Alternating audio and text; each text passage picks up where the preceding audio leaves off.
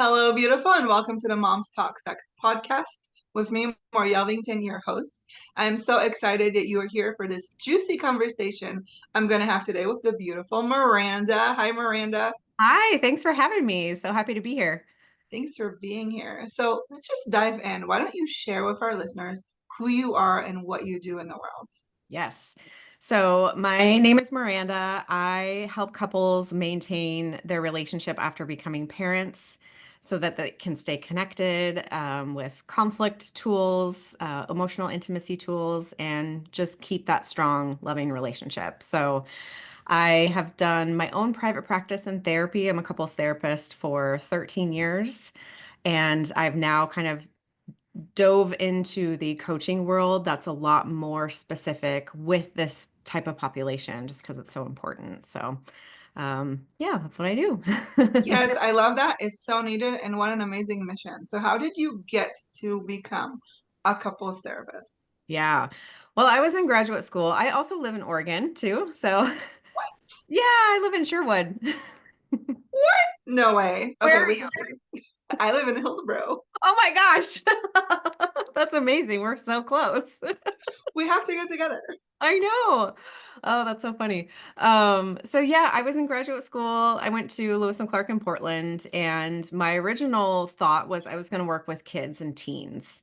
And so I went that route, and I had some other classes that I needed to take. So I chose couples therapy, and I was like, oh, this sounds interesting, but there's no way in hell I'm going to be a couples therapist. Are you kidding? That sounds awful. Lo and behold, I actually really loved it, and here we are today. So, it was something that gave me energy after working with couples. I was like, okay, this is definitely an area that I want to continue. But I also noticed a trend with new parents and just how hard it was, not just being a parent, but how hard it was to be with their partner.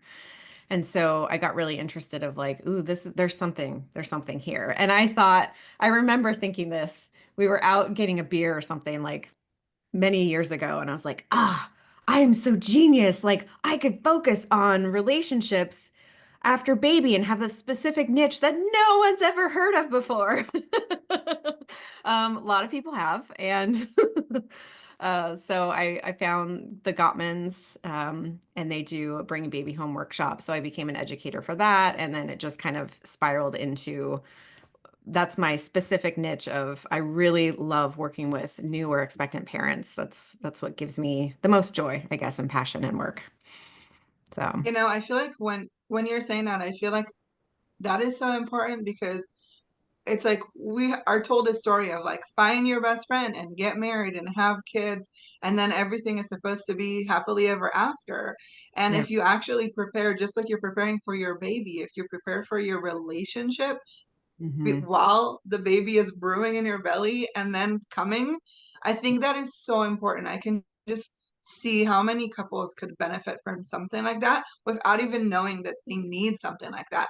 Because that's the last thing I thought would happen, right? Like when I was pregnant, my first baby, I was just like, oh, we're gonna be so in love and so over the moon after our baby that that's just gonna what's hold us together. And it's not Yeah. the truth. And I think that's what a lot of people don't realize. I actually realized, and I read that the first year of marriage is the most difficult because we think that getting married is going to suddenly make all the problems disappear, but lo and behold, they don't, and they're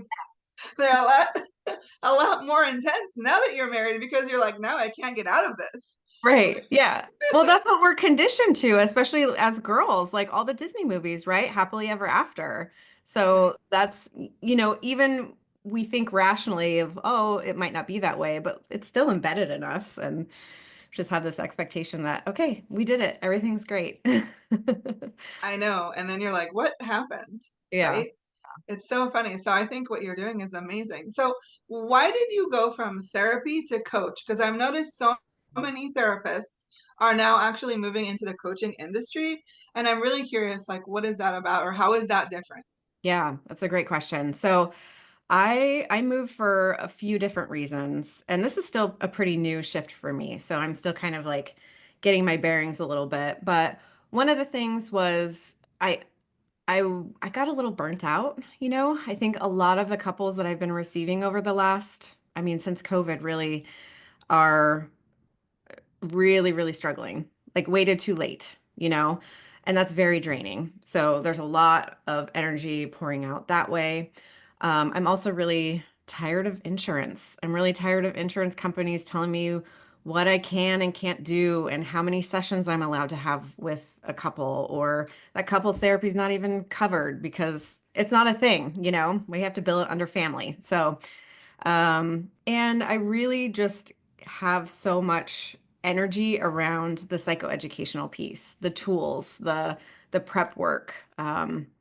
So I can incorporate a lot more of my personality and a lot more of other trainings into this that I haven't been able to with therapy. So incorporating food to treat mental health disorders or mood disorders, like creating recipes for aphrodisiacs for couples or recipes that may help with postpartum depression. So incorporating some of that. So other things that are my passions that I can use in coaching that I can't necessarily utilize in therapy. And also expanding out of the state of Oregon because I'm licensed in Oregon. So as a therapist, that's all I can see. But as a coach, I'm able to expand and help more couples. Yes, I love that so much. So maybe you can share some aphrodisiac recipes or foods that people can add to the bedroom. I love this. Oh yeah. Well, chocolate is a really common one. A lot of people, some people don't like chocolate, but you know, there's other things. Oysters Hmm. is a good one. I know we're in the Northwest, so that's easily accessible. If you're in the middle of the country, maybe not. Anything spicy will help too, is considered an aphrodisiac. Also asparagus and pistachios. So those are just a couple of ideas that, you know, and it doesn't have to be anything really extravagant. Like you could dip some strawberries. Valentine's Day is coming up. This will probably air afterwards, but um, you could dip strawberries in chocolate and then coat it with some pistachios, or even put a little bit of cayenne pepper mixed in with the chocolate and kind of give it like a little bit of a spice to it. So, but the idea is, you know, you and your partner can be in the kitchen together, kind of making some of these recipes, and it's all about the process, right? Yeah, I love that. So let me ask you this, like, why do you think the couples that after COVID, what makes it too late? For somebody that's listening and they're like, is it too late for us? Should we just give up?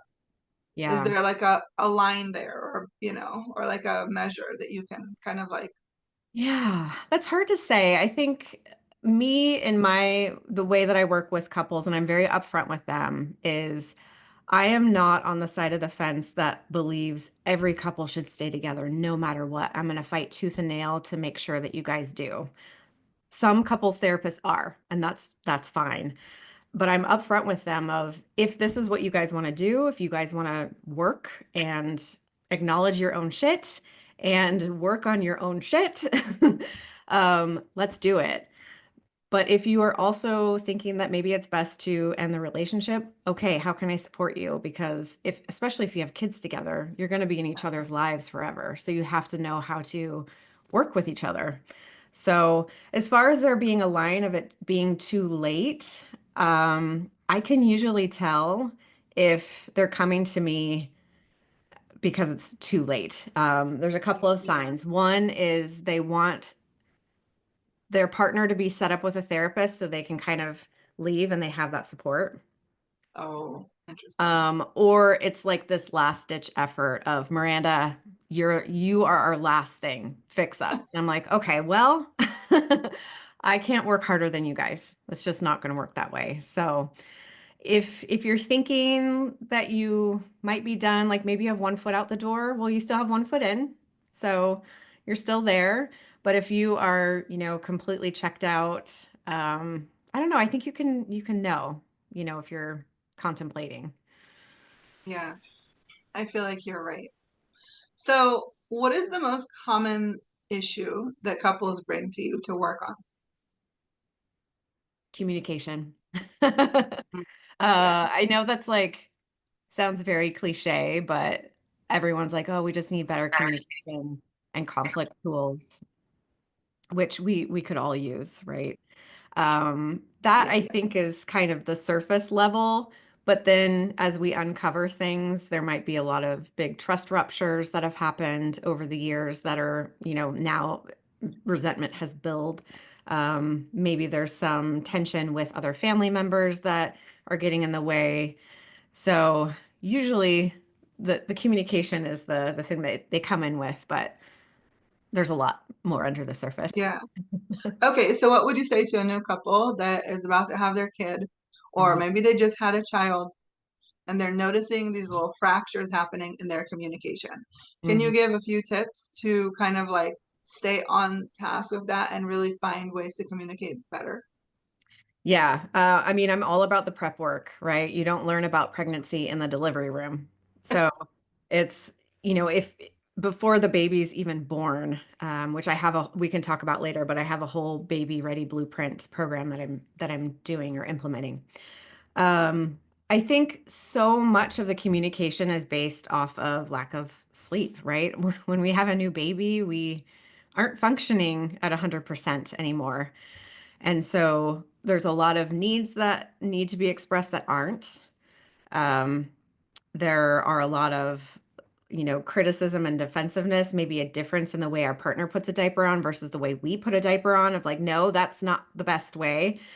So there's kind of an idea that we know what's best, especially, moms, which most of the time we do, right? Let's just let's just be honest about that. We do.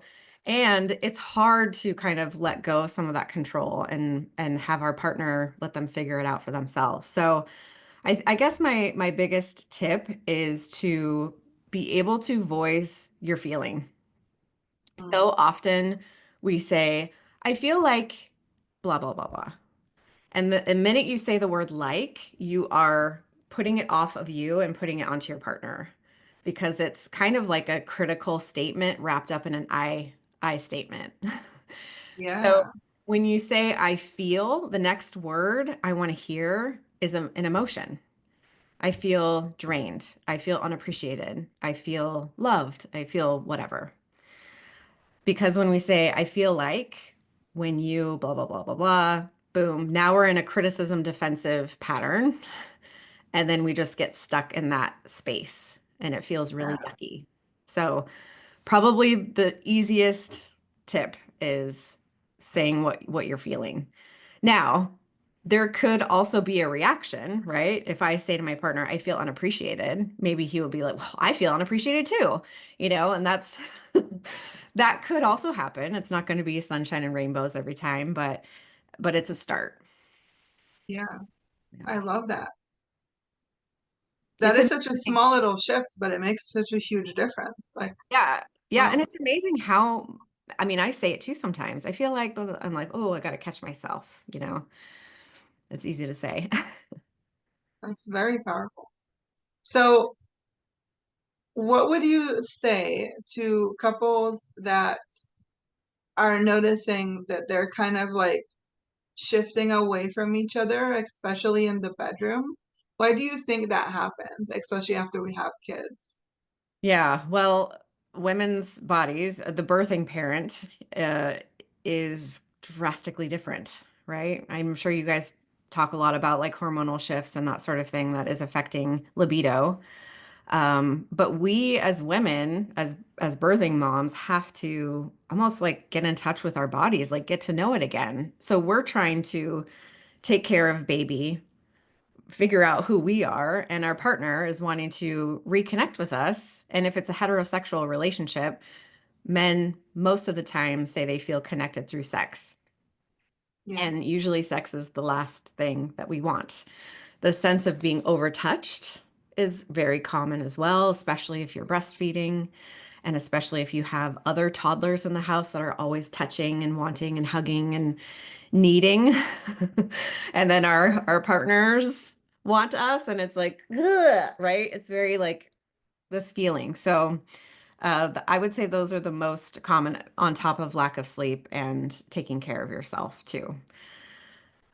Some a tip that I like to share with couples who are experiencing this, if your partner is still okay with touch, giving like firm hugs. So the light touches and the back rubs and that sort of thing can feel over stimulating, like too much.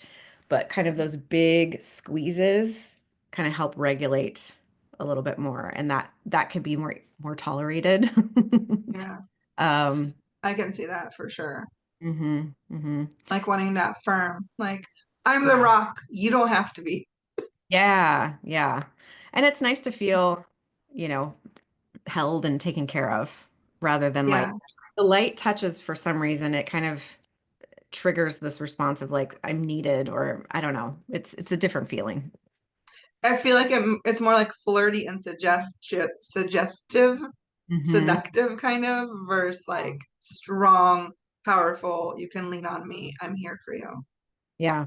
Now you have to kind of check in with your partner to make sure that that is still okay, because sometimes any touch is like it's too much. So So. how do you think a woman can come back to her body and start having sex again with her partner after giving childbirth? And I know for every woman is very different, but Mhm. I feel like when you haven't done it for so long, it's easier to keep not doing it, Yeah. right? Just like they tell you, like, if you want to change any habit, do it for 21 days kind of deal. It's kind of like the same thing. And I know a lot of women after giving birth, they don't even want to look at their bodies, right? Yeah. And so how do we get back in that saddle, quote unquote, of like, okay, we get the Hmm. baby, we're in the routine, we're doing good. Okay, now how can I retouch myself to my body? Yeah. Reconnect. Yeah. Something that a friend told me was a lot of reframing, and I know this feels, hopefully this doesn't sound like, toxic positivity, but really reframing and looking at, okay, the stretch marks in your body and being like, okay, these stretch marks are from my body expanding to house and hold my baby. Like, how amazing is that? Or breasts, our breasts change. Like, they used to be like nice and firm and perky, and now they're just different, right? Wow, how amazing is it that my breast can offer nutrients to my baby? So, really trying to look at your body as you would someone else's body, right? You're not going to be looking at your friend's body with criticism and judgment. So why do you look at your body with criticism and judgment? I know that sounds easy to say and hard to kind of digest, but also just partners, if you're listening.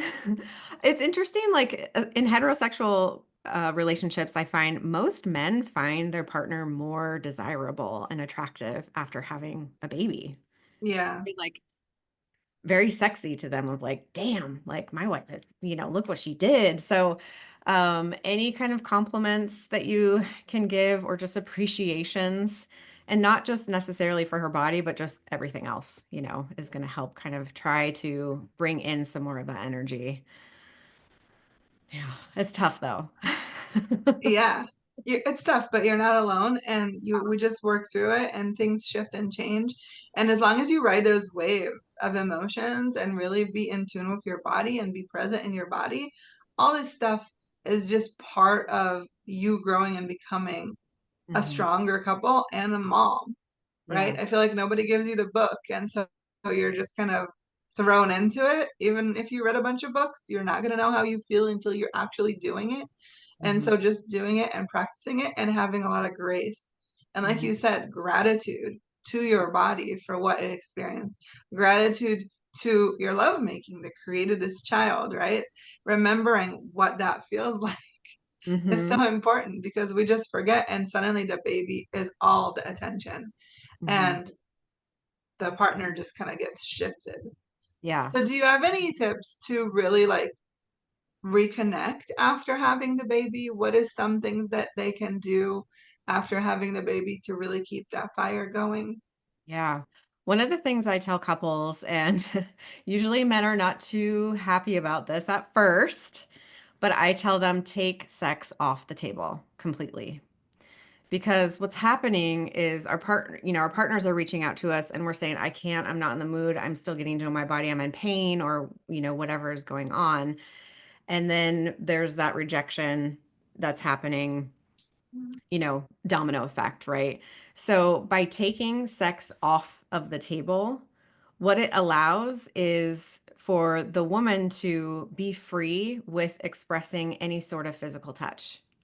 So Mm. the tendency, if sex is on the table, women won't reach out and put their hand on his thigh because it might be an invitation for sex, right? So it's like, oh, I'm not going to do that.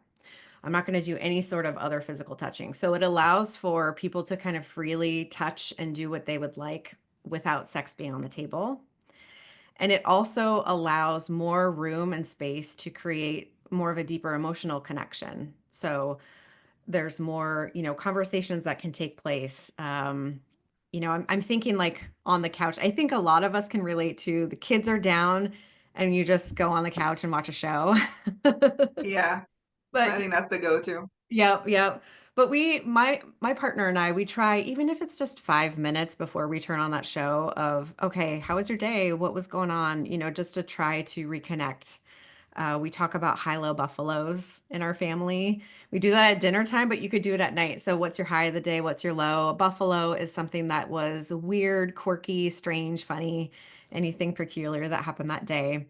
Just a way to reconnect and kind of settle in. So taking those 5 minutes and yeah, allowing yourself to kind of be more free with that expression without sex being kind of this looming thing that we're like, ugh, dreading. I love that so much. Like we do rose and thorn in my family and Yeah. rosebuds, I guess kind of the same thing, right? Hmm. And I just saw a few months ago, Cody Sanchez. She was talking about being with her husband, and they do this thing called teams. And you sit on the couch for, like you said, reconnect. We do that also. So it's a little bit more structured. It's like touch. So you hold hands, put your hand on each other. So you have like that touch connection. Yeah. And you do appreciation and you do like you tell something. I don't remember how she broke it down exactly, but it was like like matrix. M is the matrix, so team is touch. E is evaluating, I think, like how your day was or what you want to talk about. A is appreciation, and the M was for matrix, like just talking about something that bothered you or came up for you throughout the day. Hmm. So I must have been like just coming up with a ritual that fits and works for you that you can remember to do. That was really easy for us to do because we're like, oh, let's do our team time, Yeah. and then it always ends up the TV most of the time doesn't even come on because we end up talking and it becomes a lot more than that 5 minutes. And it Hmm. brings back that intimacy, even like you said, even without the sex.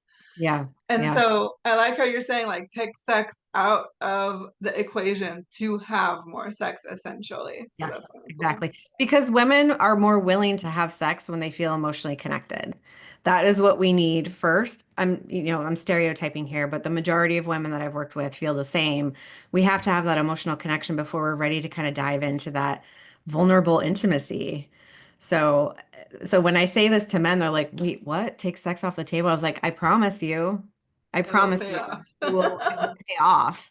And I've had every single guy come back to me and be like, actually, that was really helpful because it took the pressure off of him too. And it didn't feel like there was this anticipation of being rejected. So that also alleviated that feeling.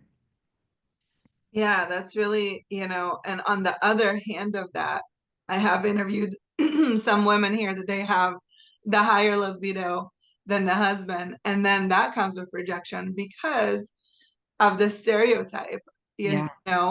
of like, oh, you're supposed to want it, you're supposed to desire it. Why don't you? That's another whole episode, I feel like. But we'll stick to this right now. Take sex off the table just to bring it back and later on. I love it. So, Yeah. where can listeners find you and where you are? Yeah. So they can go to loveafterlullabies.com. We also have a podcast that I do with my husband, Oh, and we interview couples of all, blocks of parenthood where we really dive into relationships, after becoming parents. So, and also through this coaching program, I just launched my Baby Ready Blueprint, which is meant for expectant parents. That's the ideal couple, but anyone can join. And it's a 6-week program where I'm going to be talking about all of the things to get ready to prep your relationship after baby. So we're going to be talking about conflict tools. We're going to be talking about emotional intimacy, division of labor, expectations around in-laws and family members, religion, what you grew up with, what do you want to incorporate, differences of discipline, all the things that will hopefully, give leave you feeling ready for this huge transition. And every couple gets their own individualized blueprint in a way that they can refer back to all the time. And, you know, you'll be in the middle of the night, maybe, or like the next day, or you're fighting. You're like, okay, what was that thing that Miranda told us about? It was a soften startup. Okay, let's pull it out. Let's practice. Or we're going over to the in-laws for Christmas. What do we need to touch base on? So it's really, I love this. I feel like yeah, this is so needed. Oh yeah, my gosh, where were you when I got married? Because I feel like people just don't know what to ask, how to talk about, because they can't think about it. They can't right. see it. You only see it in hindsight. So you Exactly. creating something like this, and to be honest, I haven't heard of anybody doing this. So I Awesome. think it's really powerful. Yeah. Really powerful. Thank you. So, and what an amazing wedding gift or baby shower gift to give somebody. Yeah, yeah, absolutely. Yeah, I didn't think Wow, so. That's a good one. that's incredible. So So I'm on I'm on. Instagram, Love After Lullabies. I think TikTok, Miranda Clark, LPC. I don't know. I'm around. We'll find you if Well, we look harder. Well, thank you so much for being here. This was such a great conversation. I yeah. hope if you're listening and you know somebody that's getting married, having kids, send them to Miranda so she can help them avoid the couple therapy down the line. Let's start Yes, before you even start. I love that. So, thank you so much for being here and sharing energy with me. I hope you guys go and have lots of sex. Remember, take it off the table and make more of it later. I Woo, hope I you like have it. a beautiful rest of your week, and I'll tune in with you again next week. Bye.